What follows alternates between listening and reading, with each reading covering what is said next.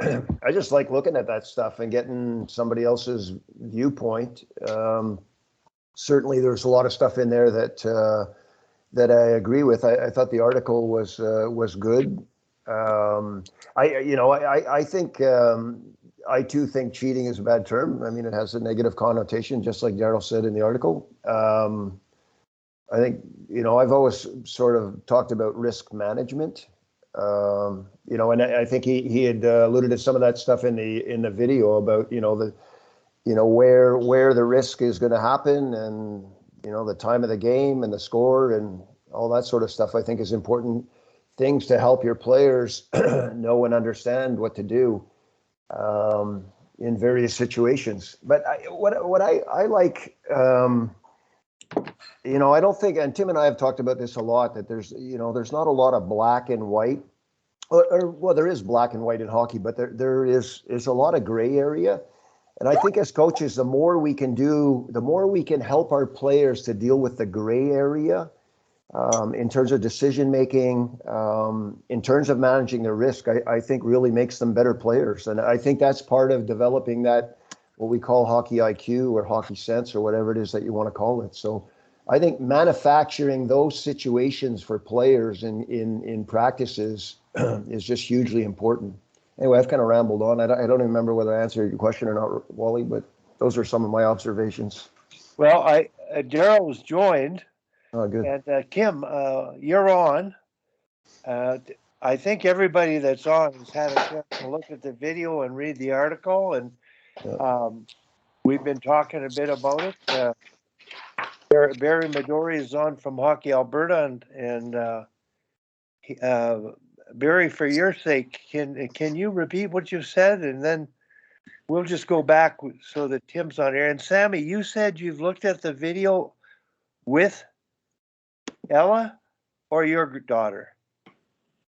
No, I've seen the video where she is explaining everything in the drills. I've seen that one, and I've actually watched Ella play twice now.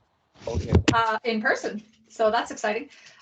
But I don't know what article you guys are referring to, so I was wondering if somebody could either send me a link or I could just Google search it. Well, I sent it to you with the video of Darryl's voiceover during about 5 shifts, I think. If you didn't get it, I'll resend it to you. But I think if you've listened to the other one, it's really good because you can hear her thinking because she's describing what's happening, and that's better, I think, than Darryl explaining what she's doing and rationalizing the decision making. But Barry, can you kicked it off, and Darryl managed to get on. Would you just repeat your comments, please? Geez, that was 2 minutes ago. I don't remember what I said 30 seconds ago, Wally. No. You're not as old as me. Catching you. No, I just said I really like the slant, Darryl, that you've taken with it and your verbiage.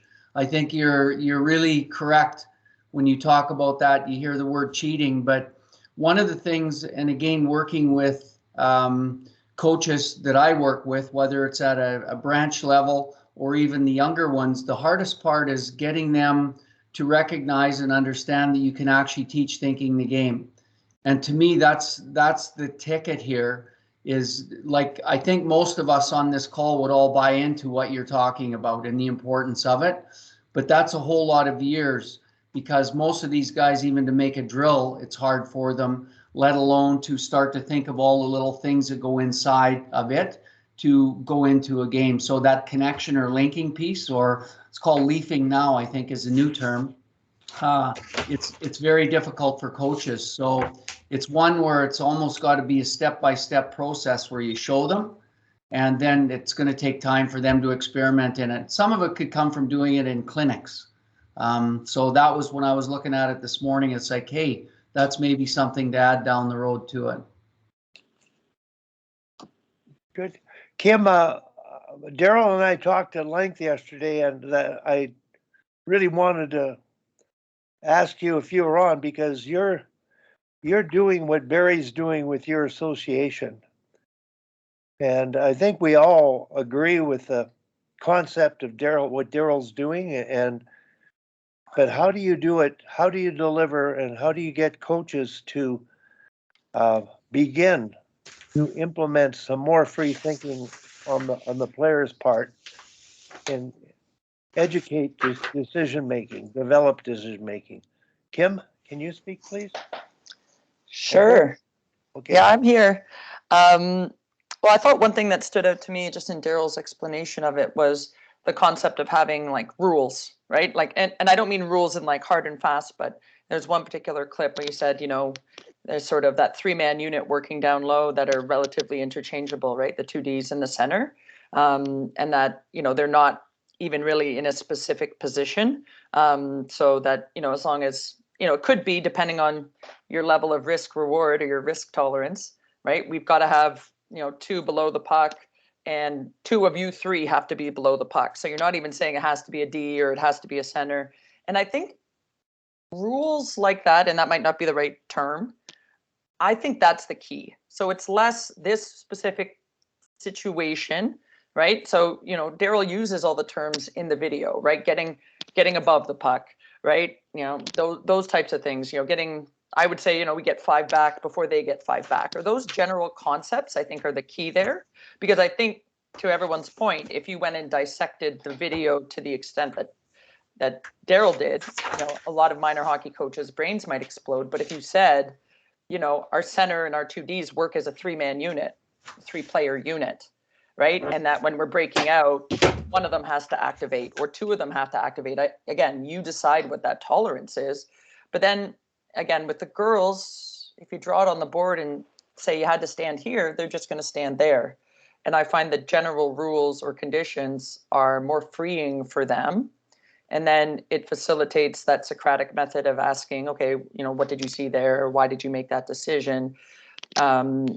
You know, so I think it spurs on the creativity. So in watching the video, it was less the specifics of the play and more those general concepts that I think are the key. That players understand that verbiage and that associations start to use it between teams. It's not just one coach doing it, right? It's the whole coach talking about getting above the puck, right? Being above your player. Like every U9 player can understand how to be above their player. Like that is not an elite, quote unquote, or a older player concept, right? It looks very different when Ella does it than when a U9 player does it. It's the exact same thing. And so that's where I think is like the magic of it is actually it's more making it more simple. And Darryl's clips are perfect examples of all those things, right? But you could probably take a U11 game and find very similar examples because actually in U11, they really don't know what they're doing a lot of the time. And they're like forechecking with 5, right? Like there's actually better examples probably where players haven't been overly structured. And you're probably seeing stuff where like, you know, a more experienced coach might go, oh, that was really bad. We had 4 forechecking. But could we spin it around and say, oh, actually, you know, we were in the right position, or this is, you know, being a little more open-ended at younger ages versus structured, I think is where you begin it, as opposed to beginning it with players like Ella or at the level. You know, I found coaching junior for 7 years and really, you know, that age group for 14 years, you try to get them to be creative and they're so used to being overly structured. So you're trying to break 12 years of not bad habits, but just rigidity. So I think you have to flip it to the youngest age groups and go to conceptual hockey. And then, you know, I think you see a lot more players playing like the way Ella was there, or, you know, where her teammates have been coached that way. So yeah, that was my thoughts on it. Kim, I just wanted to reiterate, when I worked in Cochrane 3-4 years ago, we basically implemented the strategy of 1, 2, 3, 4, 5 interchanging positions. And I put together video of Ryan's games of his Atom team. They were scissoring, they were interchanging positions as good as anybody I've seen at any level. And when I shared the video with some pretty knowledgeable hockey people, they really didn't, I think, understand that they were doing that instinctively. at that young age. So I really appreciate you bringing that point up. And Darryl, I think that's the issue. The way we've coached all our lives and the way kids are coached today is beginning to change. And so, Darryl, I just wonder if you've got any comments on what's been said so far, and anybody else, please hold your hand up. And Well, let me just take it back a step. So the purpose of the